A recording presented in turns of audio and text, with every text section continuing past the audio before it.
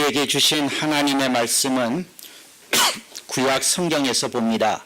구약 성경 965쪽 아가 7장 10절 말씀을 봉독합니다. 나는 나의 사랑하는 자에게 속하였구나. 이미 나를 사모하는구나.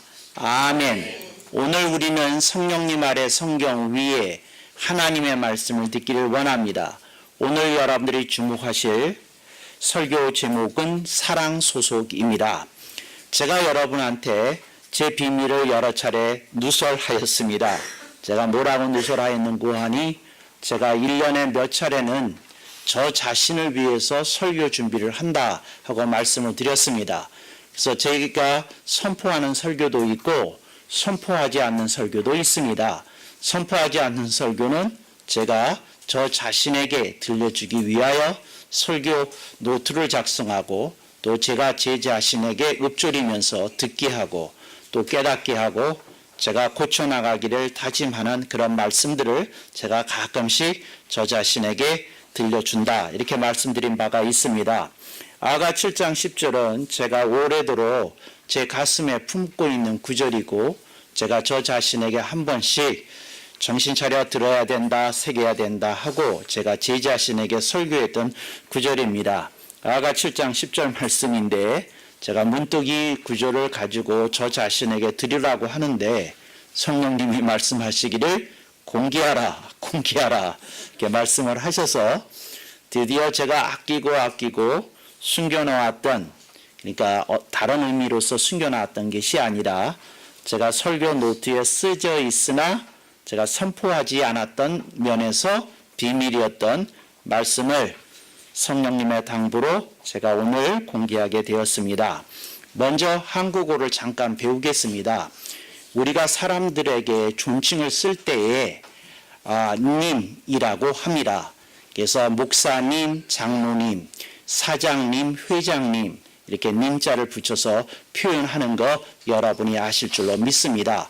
근데 여러분이 님만 알고 이응으로 시작이 되는 임에 대해서 모를 수 있습니다. 그러니까 무슨 말인고 하니 어떤 사람을 사랑하고 그 사람의 나의 사랑하는 바가 내 가슴 속에 있으면 그 사람을 향하여 부르는 호칭이 이제 임이 되는 겁니다. 그래서 어떤 사람을 높일 때는 님이지만 여러분이 누구를 연모하고 애무하고 그 사람을 가슴에 품고 또 그 사람과 사랑을 나누고 있다면 그는 여러분의 애인이자 연인일 수 있고 또 배우자일 수 있는데 그런 것이 임이 된다 하는 것을 기억하면 좋겠습니다. 오늘 본문에서 제가 이제 번역을 조금 고쳐서 그가 이렇게 되어 있는 부분을 이미, 그러니까 내 사랑하는 나의 상대방이 이미 나를 사모하는구나. 이걸 여러분들이 기억하면 좋겠습니다. 제가 이걸 이렇게 거듭 설명드리는 이유는 님은 뒤에 붙이는 거고 앞에 나와서 그 사랑하는 자라고 그럴 때는 임이라고 그러는 거다. 님과 임이 분명히 다른 말이다 하는 걸 가르쳐 드리려는 뜻도 있지만 제가 성경을 읽는데 임이 이렇게 읽는데 들리기는 임이 이렇게 들릴 수 있으므로 제가 조금 길게 부연 설명을 한 것이다 이렇게 이해하면 좋겠습니다. 성경에서 아가는 특별한 책입니다. 남자와 여자의 사랑을 읊은 노래입니다. 그래서 이걸 직설적으로 이렇게 번역해 놓으면 거의 그 음란 소설 같은 그런 어떤 맥락도 자주 나오고 있는 것을 볼 수 있습니다. 근데 그런 맥락이 자주 띄고 있음에도 불구하고 이게 성경으로서의 권위를 갖는 것에 대해서 히브리의 율법학자들이나 또 랍비들이 한 번도 그것을 의심해 볼 일이 없다는 것 자체가 아가서가 갖고 있는 신비 중에 하나라고 생각이 되어집니다.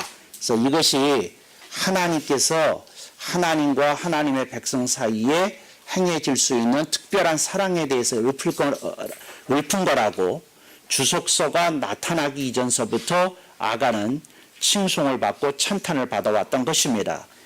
그래서 아가에 보면 이제 남녀의 사랑을 읊는데 서로 사랑하는 사이입니다.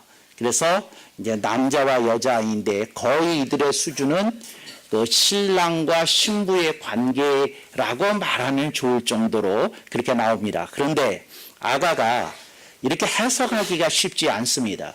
근데 왜 해석하기가 쉽지 않느냐면 이걸 끊어서 읽어야 되는데 끊어서 읽지 않으면 여러분 그 의미가 이렇게 퇴색이 됩니다. 예를 들자면 아가 7장의 경우를 한정시켜서 말씀을 드리자면 아가 1장서부터 10장까지를 이제 한 사람, 그러니까 주로 남자, 신랑 측에서 한 발언이라고 해석하는 것이 대부분의 해석입니다. 근데 저는 그 해석에 반대를 하고 아가 7장 1절로 9절까지는 신랑, 남자가 한 말이 맞습니다. 근데 이 10절은 여자, 신부가 한 말이다 하는 것을 여러분들이 기억하시기 바랍니다. 그래서 아가 7장 1절로 9절을 보면 여자의 아름다움에 흠뻑 취했던 남자가 내 사랑은 이런 모습이야. 그런데 그게 아주 너무 그 적나라해서 제가 차마 여러분에게 다 소개시키지 못하니까 여러분들이 이따가 설교 후에 조용히 혼자 몰래 읽어보시기 바랍니다. 그래서 이제 그런 내용이 있다. 그런데 그런 사랑의 절절한 고백을 여자가 듣습니다. 그리고 여자가 그 사랑에 대해서 한마디를 합니다. 그게 이제 10절입니다. 그러니까 남자의 사랑의 고백을 듣고 그 여성이 하는 말입니다. 근데 굉장히 아름다운 말이고, 여러분들이 누구에게 사랑을 고백을 했는데, 사랑을 고백을 들었던 상대방이 여러분에게 이런 고백을 해줄 수 있다면, 여러분은 정말 온 세상을 얻은 자보다도 더 행복한 사람일 것입니다. 다시 한번 본문을 보겠습니다. 나는 나의 사랑하는 자에게 속하였구나. I belong to love. 그냥 심플하게 번역하면 이런 뜻입니다. 나는 사랑의 소속이다. 사랑 소속이다. 이 얘기하는 겁니다. 난 사랑의 소속이 되었다. 그러니까 어떤 남자가 나를 사랑하는데 그 남자의 진실한 사랑 앞에 내 마음도 움직였다. 빼앗겼다. 그리고 나는 이제 그 사람만을 사랑하겠다. 이 말이 사랑 소속의 의미입니다. 사랑이 소속이 되지 않은 사람은 모든 사람을 대상자로 합니다. 그러니까 총각이나 처녀는 모든 사람이 대상자가 될 수 있다는 생각 속에서 살아갑니다. 그러나 누구와 사랑의 고백을 받아들이고 사랑의 약속을 하게 되면 이제 엄연히 어떻게 되는 겁니까? 아직 결혼을 안 했지만, 아직 결혼 예식을 올리진 않았지만 뭐가 달라졌습니까? 소속이 달라집니다. 이제는 누구나 사랑할 수 있는 사람이 아니라, 아멘 안 하셔요. 누구나 사랑할 수 있는 사람이 아니라 딱 한 사람만을 사랑하는 사람으로 소속이 바뀐다는 겁니다. 이것을 저는 너무 아름답게 여기서 설교 제목으로 삼았습니다. 아주 아름다운 말입니다. 아주 아름다운 말입니다. 사랑 소속. belong to love. 정말 아름답고 또 아름답고 또 아름다운 말이다 하는 것을 여러분들에게 말씀드리고 싶습니다. 그래서 여러분, 사랑의 고백을 받고 이 고백을 하는 겁니다. 나는 나의 사랑하는 자에게 속하였구나. 신부의 찬탄이 섞인 고백입니다. 저는 이것이 그리스도인이 예수님에게 바쳐야 되는, 드려야 되는 고백이라고 분명히 믿습니다. 나는 나의 사랑하는 자에게 속하였구나. 우리는 다른 사람에게 속할 수 없습니다. 우리는 예수님에게 속합니다. 우리는 다른 사람을 향하여 눈길 줄 수 없습니다. 우리의 눈길은 예수님을 향해야 되는 줄로 믿습니다. 나는 나의 사랑하는 자에게 속하였구나. 그 사랑이 넘치기에, 그 사랑이 나를 채워주기에, 그 사랑이 나를 살아있게 만들기에, 내가 생각해도 설교를 너무 잘해요. 하여튼 그런 느낌을 주기에 나는 고백을 드린다는 거죠. I belong to you. I belong to love. 이렇게 얘기한다는 거죠. 이게 너무 마음에 듭니다. 너무너무 마음에 든다. 이렇게 말씀을 드릴 수 있겠습니다. 그래서 여러분이 오늘 이걸 생각해 보실 수 있기를 바랍니다. 나는 넘치는 예수님의 사랑을 받았는가? 예수 그리스도의 대속의 은혜에 절절했던 사람은 이걸 압니다. 예수님의 피값이 무엇을 의미하는 희생이었는지를 기억하는 사람은 이걸 압니다.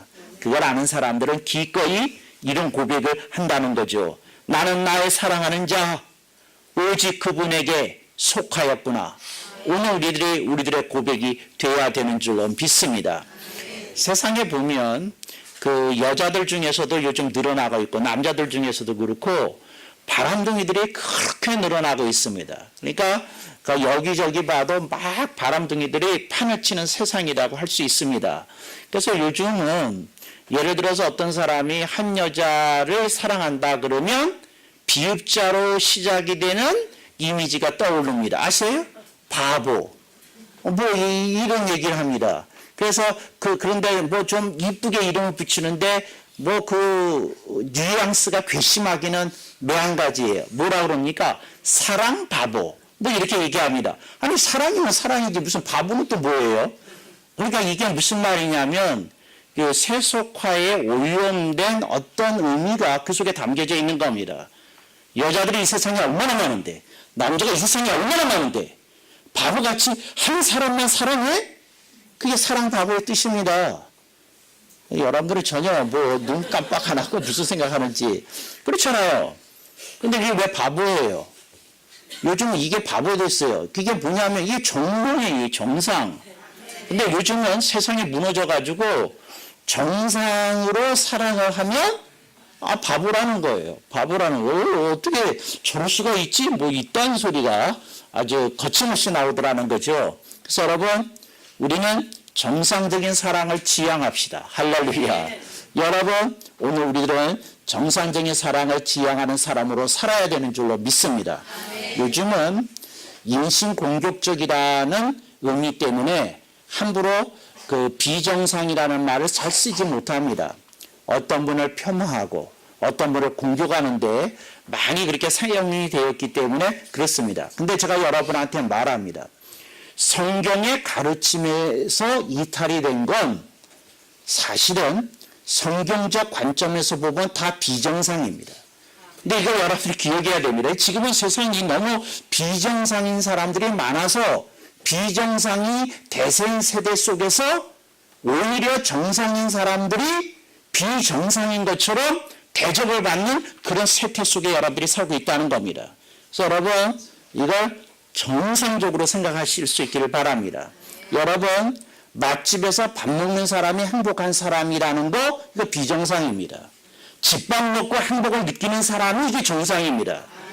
그러니까 여러분들은 정신을 똑바로 차리셔야 돼요. 그 수많은 먹방을 보면서 여러분들이 침을 질질 흘리실 것이 아니라 저 사람들 이상한 사람들이야. 왜 그렇게 집밥의 맛을 모르지? 이렇게 여러분들이 반응을 보여야 되는 줄로 믿습니다.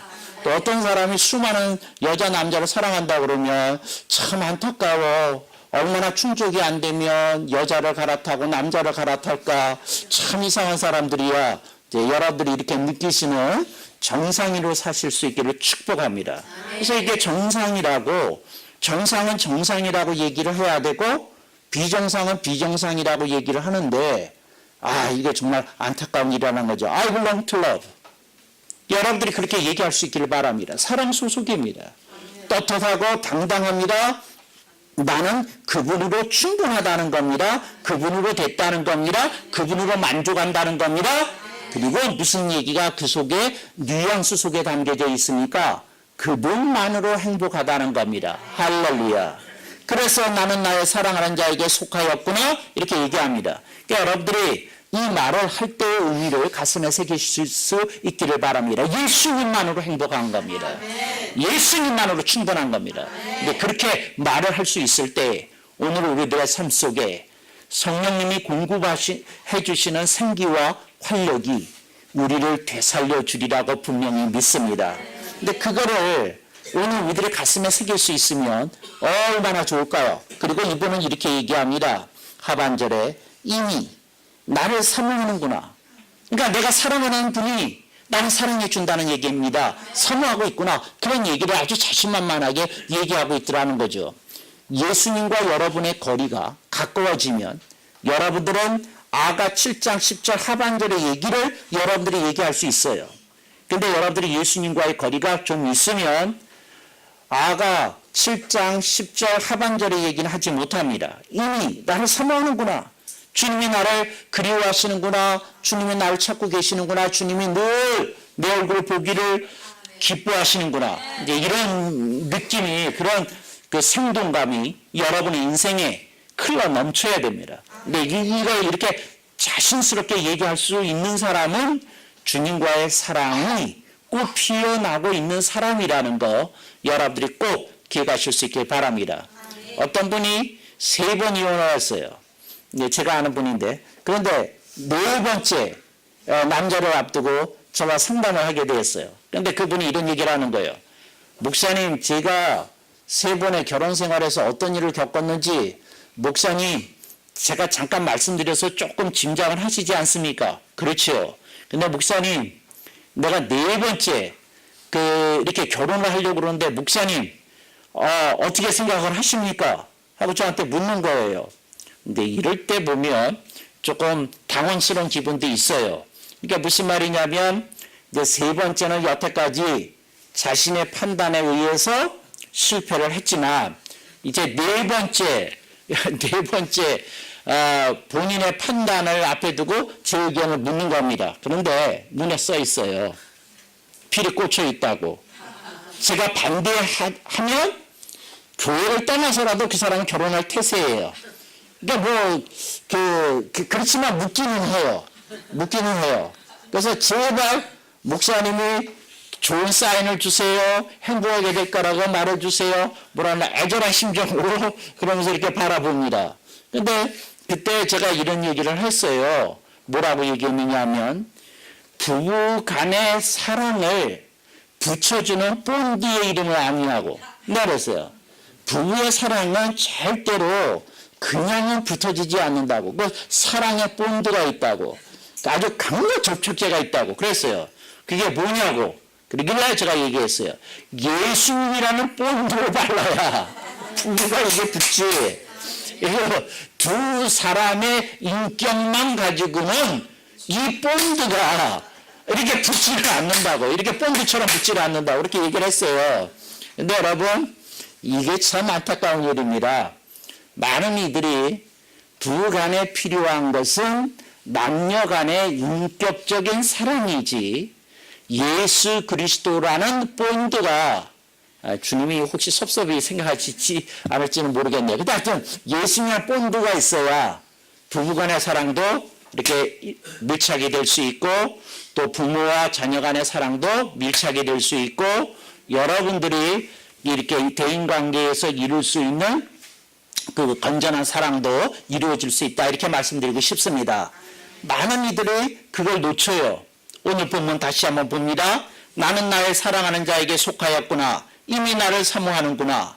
여러분들이 예수 그리스도 안에 있을 때 여러분의 부부관계, 부모 자녀 관계, 여러분들의 모든 인간관계에 본드가 형성이 되는 겁니다. 주님이 나를 사랑하시는 그 사랑 속에서 여러분의 심령이 살아나야 여러분의 모든 분야에서 사랑이 사랑으로 연결되어지는 결과로 이어진다는 겁니다. 근데 그러지 않은 사람은 곧 한계를 체험하게 됩니다. 무슨 한계일까요? 인간이 갖는 한계입니다. 또 다른 말로 말하면 인격의 한계를 체험하게 됩니다. 여러분, 인간의 인격은 한계가 있어요. 인간의 덕성이라는 것, 인간의 역성이라는 것 한계가 있습니다. 예수 그리스도 안에서만 사람과 사람 사이에 연결이 되고 끈끈한 접착이 이루어진다는 거 여러분들이 다시 한번 기억할 수 있기를 바랍니다. 여러분들의 예수 그리스도라고 하는 본드를 여러분 인생에 바르기 위해서는 여러분들이 예수 그리스도의 사랑에 흠뻑 취하실 수 있기를 바랍니다. 나는 나의 사랑하는 자에게 속하였구나. 이미 나를 사모하는구나. 근데 이걸 깨달을 수 있으면 얼마나 좋겠어요. 이걸 이렇게 체험할 수 있으면 얼마나 좋겠어요. 그런데 주님은 말을 합니다. 나는 너를 한 번도 놓아준 적이 없다. 나는 너를 한 번도 사랑하지 않은 적이 없다. 나는 너를 위하여 한 번도 피 흘리기를 두려워한 일이 없다. 오늘 그러한 주님의 사랑을 여러분들이 가슴에 새기게 되면 여러분의 심령 속에 새로운 복음의 불꽃이 타오르게 되리라고 믿습니다. 예수 그리스도를 증거하는 것이 복음입니다. 그 복음은 예수 그리스도의 피가 우리를 위하여 흘려지신 것이고 그것이 그냥 어떠한 결과를 위해서 주어진 것이 아니라 우리의 영혼 하나하나를 사랑하시고 우리의 영혼 하나하나를 구원하기 위한 예수 그리스도의 사랑의 몸짓이었고 예수 그리스도의 사랑의 증거였다는 걸 오늘 우리들이 가슴에 새겨야 하겠습니다. 네, 그런 것이 충분해진 사람은 복음에 열광합니다. 복음에 적셔집니다. 복음에 푹 잠겨지게 됩니다. 네, 그런 사람에게서 하나님의 역사가 일어나게 되는 줄로 믿습니다. 어떤 집에 5살 난 꼬마가 있었는데 어느 날 이 꼬마가 자기 아빠한테 물었대요. 근데 아빠가 목사님이셨는데 이렇게 물었대요. 그 첫 번째 질문이 아빠는 왜 목사님이 됐어? 이렇게 물었대요. 아빠는 허구 많은 직업 가운데 왜 목사님이 됐느냐 하고 물은 거죠. 그래서 그 아빠가 이랬다는 거예요. 갑자기 당황스러워가지고 가만 내가 이따 점심 먹고 대답하면 안 될까? 그랬다는 거예요. 아 그래요? 뭐 내가 한번 봐줄게요. 5살 꼬마가 그러더래요. 그리고 이제 점심을 먹는데 점심을 먹으면서 생각이 골똘해지더라는 거예요. 내가 왜 목사가 됐지? 이런 생각이 드는 거예요. 이제 대답 중에 이런 게 있잖아요. 대답 중에 어떤 게 있느냐 하면 그 예수님의 사랑이 너무 감사해서 그렇잖아요. 그러면 그 5살 꼬마가 이렇게 물을 거거든요. 그러면 우리 교회에서 목사님 안 된 모든 분들은 그런 걸 체험 못했다는 말이에요. 그러니까 이게 말이 안 되잖아요. 그러니까 그거 가지고도 안 되고 뭘 가지고도 안 되고 이렇게 고민이 되더라는 거죠. 근데 이제 아빠가 이제 점심을 먹고 커피 한 잔을 마시고 이제 아들한테 대답을 해줬다고 그래요. 저는 여러분에게 묻겠어요. 누가 여러분에게 묻기를 이 5살짜리 꼬마처럼 왜 예수님 믿는데요? 세상에 종교가 많은데 불교도 얼마나 좋은데 천주교도 얼마나 좋은데 뭐 다른 종교도 얼마나 좋은데 왜 하필이면 그거 믿는데요? 그럼 여러분이 뭐라고 말씀하십니까? 여러분들이 분명하게 이렇게 대답할 수 있기를 바랍니다. 네, 목사님이 이렇게 얘기하셨다는 겁니다. 그분이 나를 사로잡았단다. 여러분 그분이 나를 사로잡았단다. 나는 그분을 떠나서는 아무것도 할 수 없는 상태에 빠졌단다. 그래서 목사가 됐단다. 이제 그렇게 대답했다고 그래요. 여러분 그런 목사님을 여러분이 만나보실 수 있길 바랍니다.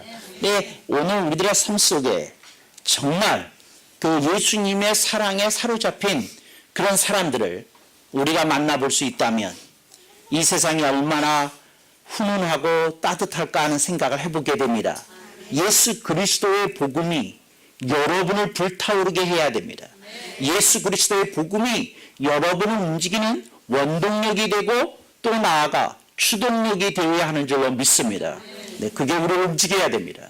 그게 우리를 살아있게 만들어야 됩니다. 그것이 우리를 행복하게 하고 그것이 우리로 하여금 넉넉히 사랑을 나눠주고 싶게끔 만들어야 됩니다. 네, 그런 사랑이 우리 속에서 흘러나오게 될 때에 세상은 교회를 다시 보고 기독교를 재평가하게 될 것입니다. 기독교의 아름다운 시절에는 그러한 이들이 많이 일어나서 한 시대를 끌어왔었습니다. 오늘 이 시대에 기독교가 비판받고 폄훼되는 이 시대에 그 사랑의 불꽃으로 이렇게 타오르는 이들이 세상을 밝히고 주님을 증거하는 놀라운 역사가 앞으로도 지속이 되기를 간절히 바랍니다. 삶 속에서 제가 저 자신에게 하는 말이 있다고 제가 말씀을 드렸습니다. 요거와 관련된 건데 그게 첫 번째는 뭐였는지 기억하십니까? I belong to heaven. 그러니까 제가 어떤 것에 부딪힐 때가 있어요. 경계에 부딪힐 때가 있어요. 유혹이 올 때가 있고 어떤 압박이 올 때가 있고 뭐 할 때가 있어요. 특히 그런 것들은 이런 것과 관련이 있어요. 해야 되나 말아야 되나 뭐 이런 것과 관련이 있어요. 그때 제가 저 자신에게 가만히 읊조리는 말이 뭐냐? 1절 belong to heaven. 하늘 소속이다. 이런 얘기입니다. 여러분, 여러분들이 어떤 때에 여러분이 경계 속에 들어가게 될 거예요. 그때 belong to heaven. I belong to heaven. 여러분들이 이렇게 읊조리실 수 있기를 바랍니다. 제가 그 휴대폰을 보니까 굉장히 난잡하더라고요. 별의별 것이 가능하겠더라고요. 근데 저는 그런 걸 할 줄도 모르고 어떻게 할 줄도 모르지만 그냥 이렇게 짐작이 되는 바가 있더라고요. 그래서 저는 이런 생각을 해요. 내가 휴대폰을 조작할 줄 모르는 게 얼마나 다행인지 이게 모릅니다. 아예 해볼 줄 자체는 모르니까 그런데 그런 생각을 하면서 야 이걸 조작할 줄 아는 사람들은 엄청나겠다 그런 생각을 합니다. 그때 여러분들이 읊조려야 될 말 1절 뭐죠? belong to heaven. 나는 하늘 소속이다. 여러분들이 그것을 생각하고 기억하실 수 있기를 바랍니다. 두 번째, 여러분들이 세상을 살다 보면 지칠 때가 있습니다. 특히 사랑의 메마름을 느낄 때가 있습니다. 인간관계에서 삭막함을 넘어서 사막을 느낄 때가 있을 것입니다. 그리고 특히 사람에 대한 배신감이 여러분을 정말 열받게 하고 사람이 싫어지게 하는 느낌이 강렬하게 여러분을 휘감을 때가 있을 것입니다. 그때 하는 말 belong to love. 나는 하늘 소속에 이어서 나는 사랑 소속이다. 이거 여러분들이 이렇게 추스리고 또 추스리실 수 있기를 바랍니다. 저는 저 자신을 추스리는 그 주문과 같은 그 문장으로 두 가지를 사용합니다. belong to heaven, belong to love. 여러분들이 이 두 가지를 가슴에 새기고 저와 함께 이런 사랑의 그 역정으로 나갈 수 있으면 참으로 좋겠다. 그런 생각을 합니다. 여러분들을 끌고 다니는 놈이 뭡니까? 저는 이렇게 말하고 싶습니다. 저를 움직이는 두 가지 그 원동력은 heaven이고 하늘이고 love, 사랑입니다. 이렇게 여러분들이 말할 수 있어서 참 좋겠다. 그런 생각을 합니다. 여러분들의 삶 속에 여러 가지 일들이 일어나고 있습니다. 그런데 여러분들이 이제 분별이 필요하고 여러분들이 그것에 대해서 여러분들이 대응해야 될 것들이 일어날 것입니다. 그때 여러분들에게 제가 말합니다. 여러분들이 어떤 그 상황 속에서 어떤 인생의 흐름 속에서 여러분들이 어떤 모습을 보여줘야 되느냐 저는 여러분들이 이 두 가지로 대응하실 수 있길 바랍니다. belong to heaven. 하늘 소속이다. belong to love. 사랑 소속이다. 이제 이런 그 화답을 통해서 여러분들이 주님의 기쁨이 되고 자랑이 되기를 축복합니다. 아멘 한 번.